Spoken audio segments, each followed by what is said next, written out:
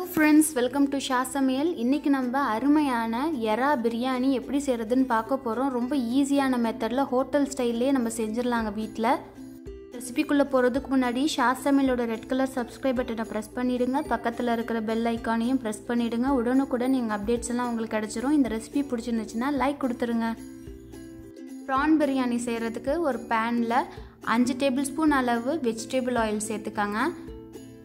சேர்த்துட்டு ஸ்டவ்வை வந்து மிதமான சூட்டில் வச்சுக்கோங்க. எண்ணெய் நல்லா சூடான உடனே 2 வெங்காயத்தை நான் நீட்டமாக கட் பண்ணி வச்சுருக்கேன். நல்லா பெரிய வெங்காயமாக. இப்போ அதை சேர்த்து நல்லா வதக்கிக்கோங்க அந்த எண்ணெயில்.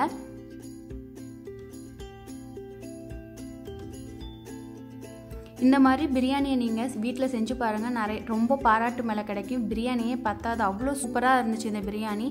நான் எப்பொழுதும் இந்த மாதிரி எறா வாங்கினேன்னா இந்த மாதிரி தான் பிரியாணி ஆக்குவேன்.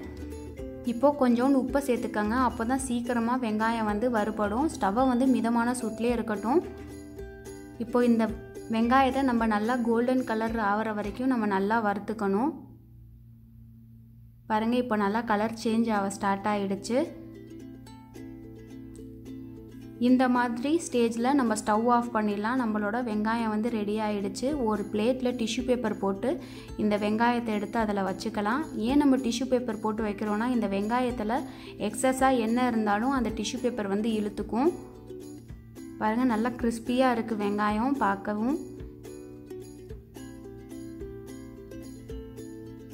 பாருங்கள், இந்த மாதிரி கோல்டன் கலரில் தாங்க நம்ம வறுத்து எடுத்து வச்சுக்கணும். கொஞ்சம் தீஞ்சிட்டாலும் நல்லா இருக்காது, பிரியாணி கசப்பாயிரும். இப்போ 2 பட்டை, 4 ஏலக்காய், 4 கிராம்பு, ஒரு கருப்பு இலைச்சி, 1/4 டீஸ்பூன் மிளகு, 1 டீஸ்பூன் ஜீரகம், 2 பிரிஞ்சி இலை, ஒரு அன்னாசி பூ, இதெல்லாம் சேர்த்து அந்த எண்ணெயில் நல்லா தாளிச்சிக்கலாம். நம்ம வெங்காயம் வறுத்த எண்ணெயிலேயே நம்ம யூஸ் பண்ணணுங்க பிரியாணிக்கும். வேறு எண்ணெயெல்லாம் யூஸ் பண்ண தேவையில்லை. அப்போ தான் அந்த வெங்காயத்தோட ஃப்ளேவர் வந்து அந்த எண்ணெயில் இறங்கியிருக்கும். இப்போ நான் 2 டேபிள் ஸ்பூன் அளவு இஞ்சி பூண்டு விழுது சேர்க்குறேன். சேர்த்து பச்சை வாசம் போகிற வரைக்கும் அந்த எண்ணெயில் நல்லா தாளிச்சிக்கோங்க.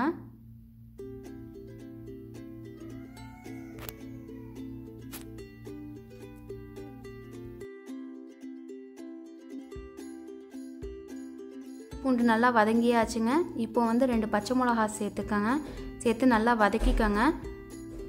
நான் 2 தக்காளியை மிக்சியில் போட்டு நல்லா அரைச்சிக்கிட்டேன். இப்போ நீங்கள் அந்த தக்காளியை கூட சேர்த்துக்கலாம். நல்லா பெரிய தக்காளியாக எடுத்துக்கோங்க. சேர்த்து நல்லா இந்த எண்ணெயில் வதக்கிக்கணும்.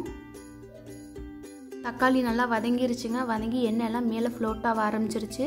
இப்போ நம்ம வறுத்து வச்சோம் இல்லையா, அந்த வெங்காயத்தில் பாதி வெங்காயத்தை நம்ம இதில் சேர்த்துக்கலாம். மீதி எடுத்து வச்சுக்கலாம், அது கடைசியாக நம்ம யூஸ் பண்ணுவோம்.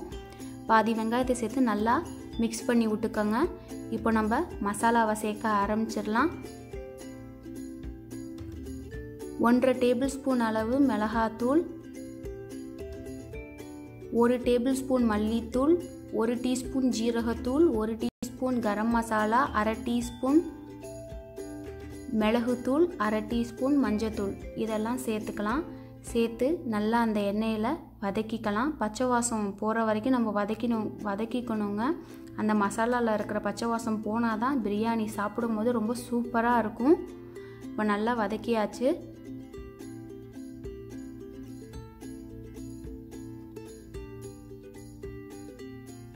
இப்போ நான் 1/2 கிலோ எறா எடுத்திருக்கேன். நல்லா வாஷ் பண்ணி இப்போ அதையும் நம்ம சேர்த்துக்கலாம். சேர்த்து அந்த மசாலாவில் நல்லா மிக்ஸ் பண்ணி விடுங்க.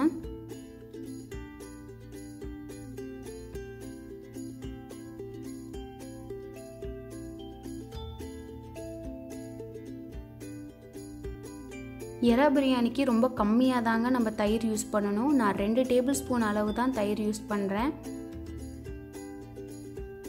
இப்போ நம்ம நல்லா அந்த தயிரை அந்த மசாலாவில் மிக்ஸ் பண்ணிக்கணும்.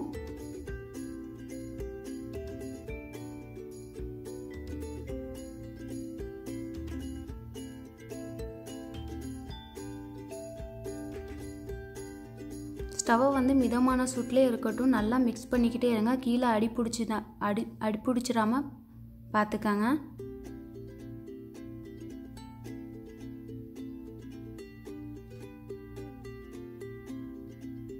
இப்போ மூடி போட்டு ஒரு 2 நிமிஷத்துக்கு லோ ஃப்ளேமில் வச்சு நம்ம அதை வேக வைக்க போகிறோம். 2 நிமிஷம் ஆயிடுச்சு. இப்போ ஓப்பன் பண்ணிவிட்டு தேவையான அளவு உப்பை சேர்த்துக்காங்க. உப்பை சேர்த்துட்டு நல்லா மிக்ஸ் பண்ணிடுங்க. மிக்ஸ் பண்ணிவிட்டு ஸ்டவ் ஆஃப் பண்ணிடுங்க.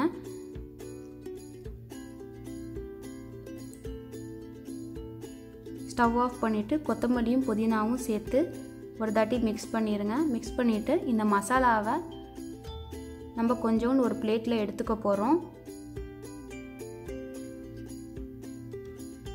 பாதி மசாலா ஒரு பிளேட்டில் எடுத்து வச்சாச்சு. மீதி வந்து அந்த பேன்லேயே இருக்குது. நான் ஏற்கனவே 1 கிலோ பாஸ்மதி ரைஸை 80% அளவு வடித்து வச்சுருக்கேன்.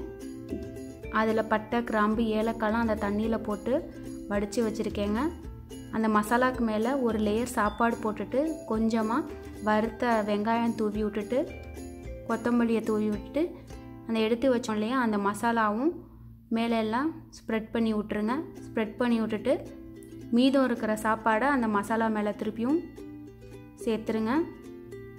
3வது லேயராக கடைசியாக கொஞ்சோண்டு கேசரி பவுடர் தண்ணியில் கலந்து மேலே தெளித்து விட்டுக்கோங்க. தெளித்து விட்டுட்டு 2 டேபிள் ஸ்பூன் அளவு நெய்யை விட்டு நம்ம வறுத்து வச்சுருந்த வெங்காயத்தையும் மேலே சேர்த்துக்கோங்க.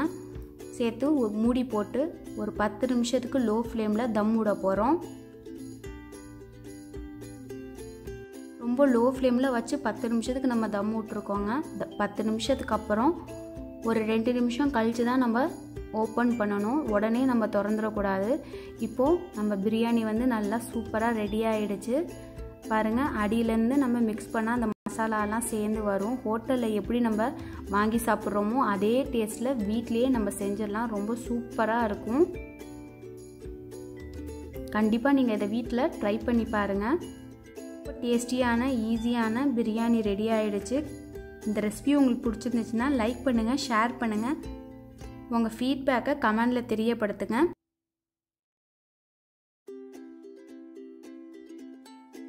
Thank you for watching.